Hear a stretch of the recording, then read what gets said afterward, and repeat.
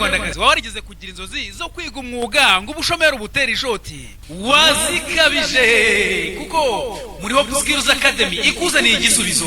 Hope Skills Academy ni ishuri ry'imyuga itandukanye rifite abarimu b'inzobere bagutyaza bifashishije ibikoresho n'imashini zabugenewe ukamenya imyuga itandukanye mu gihe cy'amezi 6 gusa kandi ku giciro cy'intica ntikize. Ni ishuri kwigisha imyuga irimo gutunganya imisatsi n'ubwiza bizwi nka hair dressing, bakwigisha kandi ubudozi tailoring. Ushobora kwiga mu byiciro bitandukanye, harimo icyiciro cya mu gitondo kirangira ku saa 6 n'igice, icyiciro cya nyuma ya saa 6 gisoza saa 11, hari icyiciro kandi cya nimugoroba kirangira saa 3 z'ijoro. Duherereye bere twari munsi y'umurenge wa Gisozi, Kibuke etaje iri hakurya y'umuhanda, ibyapa byacu biraturanga. Cyangwa uduhamagare kuri 0788 cyangwa 0788159022. Abarangije muri Hope Skills Academy ku murimo niduhatana turayoboye. Ese wabugenda witotomba. Ya reka none tujye dukomeza na episode 37 amahoro. Urumva ye tuyisoreza hanga reka nze dukomeza izindi episode. Ese biraza kugenda bite?